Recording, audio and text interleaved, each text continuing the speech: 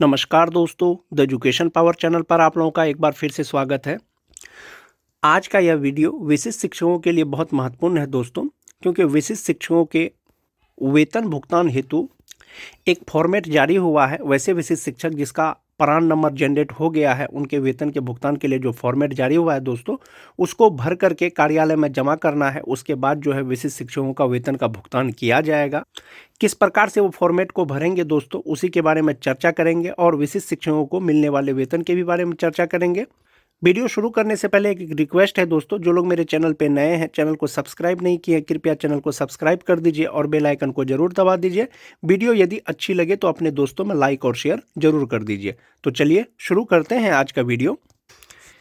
जैसा कि आप देख पा रहे होंगे दोस्तों, 14 फरवरी का ये लेटर है और पत्रांक है 481 और आज का ही लेटर है दोस्तों। प्रेषक हैं जो जिला शिक्षा पदाधिकारी हैं पश्चिमी चंपारण बेतिया के, उन्होंने लिखा है, सेवा में सभी प्रखंड शिक्षा पदाधिकारी पश्चिमी चंपारण बेतिया।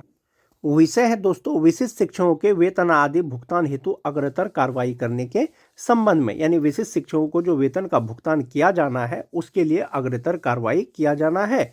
इसमें प्रसंग दिया है, निदेशक प्राथमिक शिक्षा शिक्षा विभाग बिहार पटना के पत्रांक 281 दिनांक 23 जनवरी 2025 और पत्रांक 2036 दिनांक 21 दिसंबर 2024। उपर्युक्त विषयक प्रासंगिक पत्र के निर्देशानुसार बिहार विद्यालय विशिष्ट शिक्षक नियमावली 2023 यथा संशोधित के नियम 3 में यह स्पष्ट किया गया है कि स्थानीय निकाय अंतर्गत कार्यरत शिक्षक जो इस नियमावली के नियम 4 के तहत सक्षमता परीक्षा में उत्तीर्ण होंगे वे विशिष्ट शिक्षक कहलाएंगे। नियमावली में दिया गया है कि जो सक्षमता का परीक्षा पास करेंगे, विद्यालय में योगदान कर लेंगे, वे विशिष्ट शिक्षक कहलाएंगे। और विशिष्ट शिक्षक को बिहार राज्य विद्यालय अध्यापक यानी बीपीएससी शिक्षक का जो नियमावली 2023 है के अधीन नियुक्त बीपीएससी शिक्षकों के वेतन एवं लाभ पाने हेतु पात्र होंगे। यानी जो विशिष्ट शिक्षक है दोस्तों अपने ही विद्यालय में योगदान करेंगे तो वो जो है विद्यालय अध्यापकों के समान वेतन और लाभ पाने हेतु वो योग्य हो जाएंगे। उपरोक्त अंकित आदेश एवं प्रासंगिक पत्र के अनुपालन हेतु इस पत्र के साथ विशिष्ट शिक्षकों के वेतन निर्धारण हेतु विहित प्रपत्र संलग्न किया गया है। जो विशिष्ट शिक्षकों का वेतन से संबंधित जो प्रपत्र है, जो फॉर्मेट है, वो इसके साथ में संलग्न किया गया है।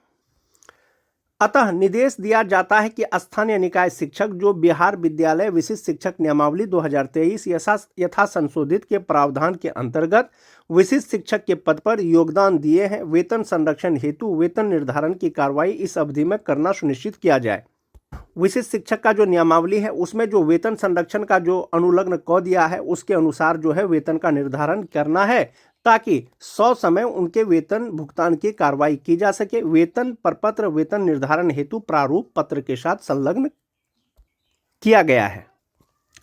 14 फरवरी का लेटर है दोस्तों, जिला शिक्षा पदाधिकारी के द्वारा निकाला गया है। विशिष्ट शिक्षकों के वेतन भुगतान के लिए यही फॉर्मेट जारी किया गया है दोस्तों। जैसा कि आप देख पा रहे होंगे, शिक्षा विभाग कार्यालय जिला शिक्षा पदाधिकारी पश्चिमी चंपारण, ये जो फॉर्मेट है इसको भरना कैसे है उसके भी बारे में चर्चा करेंगे। जैसा कि दिया गया है दोस्तों, 1 नंबर में शिक्षक का नाम, 2 में वर्ग। वर्ग का मतलब हुआ दोस्तों, यदि आप बेसिक ग्रेड के शिक्षक हैं तो आपका वर्ग 1 to 5 हो जाएगा। यदि स्नातक ग्रेड के शिक्षक हैं 6 to 8 होगा। यदि माध्यमिक स्कूल के शिक्षक हैं 9-10 होगा। यदि उच्च माध्यमिक के शिक्षक हैं तो 11-12 होगा। विषय, यदि आप 1 to 5 के शिक्षक हैं बेसिक ग्रेड के तो आपका सब्जेक्ट सामान्य होगा, उर्दू होगा, बांग्ला होगा। यदि आप स्नातक ग्रेड के शिक्षक हैं तो आप अपना सब्जेक्ट का नाम लिख सकते हैं, 6 to 8 सब्जेक्ट का नाम, 9, 10, 11, 12 इस प्रकार से। उसके बाद है दोस्तों नियुक्ति की कोटि। जिस समय आपकी नियुक्ति हुई थी, आप किस कोटि में चयन हुए थे, वो आपको कोटि लिखना है। विद्यालय का नाम लिखना है, यहाँ पर विद्यालय का यूडाइस कोड लिखना है दोस्तों। उसके बाद प्रखंड का नाम, पंचायत का नाम, जिस पंचायत में आपका विद्यालय स्थित है। उसके बाद है विशिष्ट शिक्षक का आईडी संख्या। ये कौन सा आईडी संख्या होगा दोस्तों, इसमें आपका ई शिक्षा कोष का आईडी संख्या नहीं होगा। आपका जो प्रोविजनल अपॉइंटमेंट लेटर है उसमें आपका विशिष्ट शिक्षक का आईडी संख्या दिया हुआ है, वही आईडी संख्या आपको इस पे भरना है। विशिष्ट शिक्षक के पद पर योगदान की तिथि, आपने विशिष्ट शिक्षक के पद पर कब योगदान किया। जैसा कि आप सभी जानते हैं 1 जनवरी से 7 जनवरी तक विशिष्ट शिक्षक के पद पर योगदान करना था। उसके बाद है दोस्तों जन्म तिथि। उसके बाद है विशिष्ट शिक्षक के रूप में योगदान की तिथि। प्रशिक्षण का प्रकार, किस प्रकार का प्रशिक्षण किया आपने, बीएड किया है, डीएलएड किया है, डीपी किया है, वो आपको यहाँ पर लिखना है। प्रशिक्षण का सत्र आपका क्या है वो लिखना है, सेशन लिखना है। प्रशिक्षण आपने कब उत्तीर्ण किया है, यानी कि आपका ट्रेनिंग का रिजल्ट कब आया था उसका तिथि डालना है। 1 जनवरी 2025 का मूल वेतन, नियोजित रहते हुए 1 जनवरी 2025 तक आपका मूल वेतन कितना होता। दक्षता पास हैं, बीटेड पास हैं या सीटेड पास हैं उसको लिखना है। दक्षता, बीटेड, सीटेड उत्तीर्णता का तिथि लिखना है जिस दिन आपका रिजल्ट प्रकाशित हुआ था। उसके बाद है दोस्तों बैंक खाता संख्या, आईएफएससी कोड। उसके बाद है दोस्तों स्थानीय निकाय शिक्षक के रूप में प्रथम योगदान की तिथि, तो आपको यहाँ पर योगदान की तिथि देना है। एक चीज इसमें दिया हुआ है, जो शिक्षा मित्र है जो दिनांक 1/7/2006 से पूर्व नियोजित हैं वे योगदान की तिथि 1/7/2006 ही अंकित करेंगे। उसके बाद है दोस्तों कि प्रशिक्षित वेतनमान आपको कब से मिल रहा है, ये मोस्ट इंपोर्टेंट चीज है। क्या स्थानीय निकाय शिक्षक के रूप में योगदान तिथि से अध्यावधि तक सेवा में टूट हुई है, तो उसका जिक्र करना है, यदि नहीं हुआ है तो हाँ देना है। स्थानीय निकाय शिक्षक के रूप में विशिष्ट शिक्षक के योगदान की तिथि, स्थानीय निकाय के शिक्षक के रूप में आपने कब योगदान किया था, आपका मूल वेतन अभी कितना है, लेबल कितना है, इंडेक्स कितना है। उसके बाद है दोस्तों 25 नंबर में विशिष्ट शिक्षक नियमावली 2023 यथा संशोधित के फिटमैन अनुलग्न क के अनुसार योगदान की तिथि को निर्धारित लेबल और मूल वेतन। ध्यान रहे दोस्तों, ये जो आपका मूल वेतन होगा, ये जो नियोजित रहते हुए जो आपका मूल वेतन बन रहा है उसका एक इंक्रीमेंट का लाभ दिया जाएगा, तो उसका फिटमेंट मैट्रिक्स के अनुसार जहां पर आपका मूल वेतन फिट बैठेगा वही मूल वेतन यहां पर आएगा। उसके बाद 26 number point most important, PRAN number यहां पर देना है दोस्तों, तभी शिक्षकों का पेमेंट हो पाएगा। जब तक प्रान नंबर जनरेट नहीं होता है आपको ये फॉर्मेट भर के जमा करने की आवश्यकता नहीं है, क्योंकि विशिष्ट शिक्षकों का वेतन का भुगतान बिना प्रान नंबर जनरेट किए हुए नहीं किया जाएगा। उसके बाद विशिष्ट शिक्षक का योगदान पत्र जो है सेल्फ अटेस्टेड करके लगा देना है, अपना साइन कर देना है, हेडमास्टर का साइन और मोहर करवा लेना है। इनको कार्यालय में जमा करना है या प्रखंड शिक्षा पदाधिकारी के द्वारा इसको फॉरवर्ड किया जाएगा जिला कार्यक्रम पदाधिकारी को, तब विशिष्ट शिक्षकों का वेतन का भुगतान किया जाएगा। जो अनुलग्न क है दोस्तों फिटमेंट मैट्रिक्स के अनुसार, यही अनुलग्न क है, इसी के अनुसार विशिष्ट शिक्षकों को जो है वेतन संरक्षण का लाभ देते हुए फिक्सेशन किया जाएगा कि कौन से विशिष्ट शिक्षकों का कितना मूल वेतन होगा। अब बात कर लेते हैं दोस्तों, ये जो फॉर्मेट है ये फॉर्मेट को भरेंगे कैसे।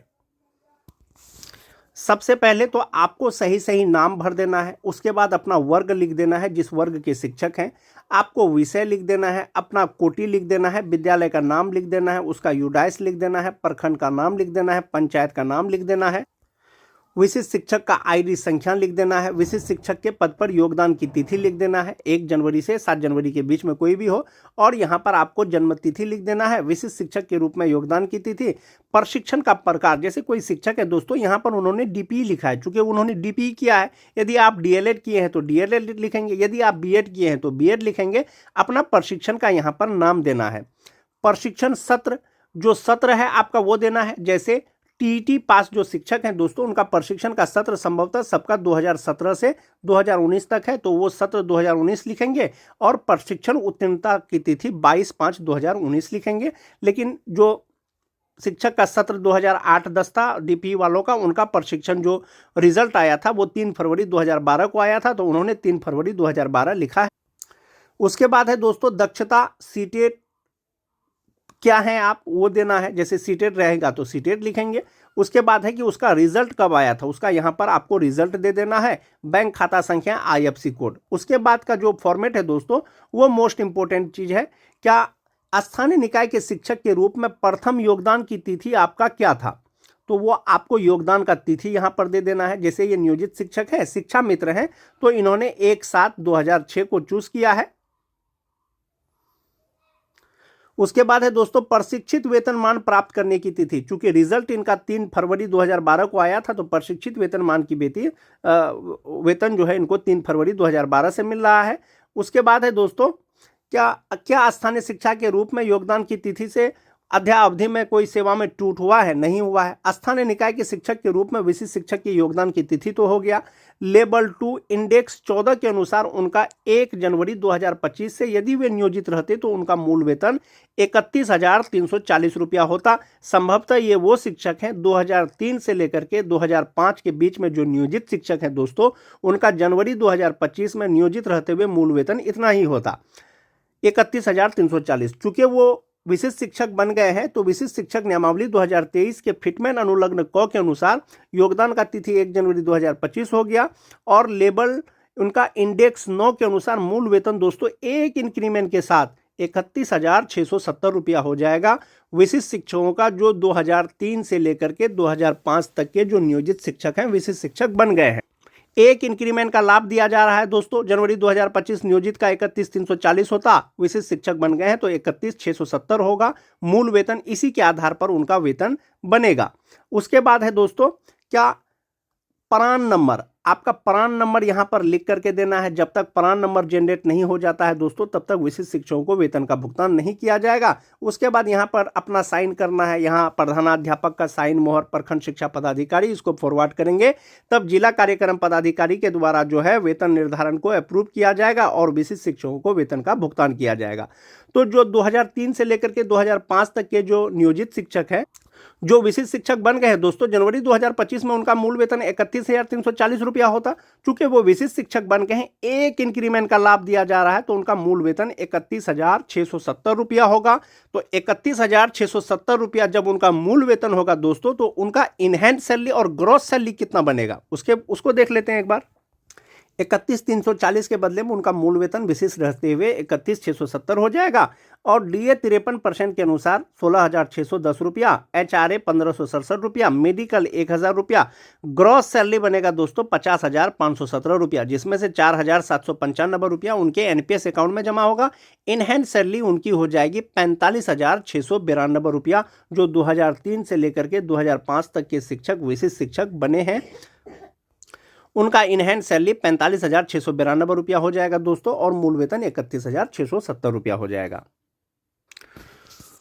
जो 6th फेज के 2022 के नियोजित शिक्षक हैं, जो विशिष्ट शिक्षक बने हैं दोस्तों, जैसा कि आप देख पा रहे होंगे, उनका प्रशिक्षण का सत्र दिया गया है और वो सीटेट पास है। तो सीटेट का जो रिजल्ट आया था वो तिथि दिया गया है और उनका जो फिक्सेशन किया जा रहा है दोस्तों, उनका फिक्सेशन कितना में किया जा रहा है? उनका फिक्सेशन 25,000 पे किया जा रहा है, यानी कि 22,600 रुपया उनको जो है 450 रुपया या 22,600 रुपया उनको नियोजित रहते हुए 1 जनवरी 2025 से मूल वेतन होता और उनका फिक्सेशन 25,000 पे किया जा रहा है।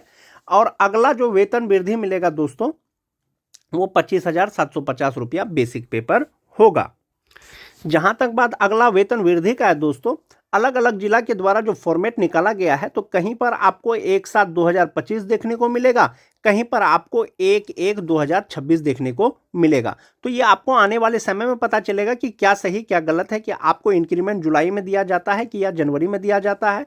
तो जो TET पास नियोजित शिक्षक विशिष्ट शिक्षक बने हैं दोस्तों 2013 से लेकर 2015 तक, उनका मूल वेतन 27,320 रुपया होगा, क्योंकि 2025 में नियोजित रहते उनका मूल वेतन 27,010 रुपया होता। फिटमैन मैट्रिक्स के अनुसार उनका मूल वेतन 27,320 रुपया हो जाएगा। आपको इंक्रीमेंट का लाभ कब मिलेगा? जुलाई में मिलेगा या जनवरी में मिलेगा? इसके रिगार्डिंग जो दिशा निर्देश होगा दोस्तों, वो आपको आने वाले समय में पता चलेगा। आज के वीडियो में दोस्तों बस इतना ही। वीडियो अगर अच्छी लगे तो अपने दोस्तों में लाइक और शेयर जरूर कर दें। मिलते हैं एक नए वीडियो के साथ, तब तक के लिए धन्यवाद।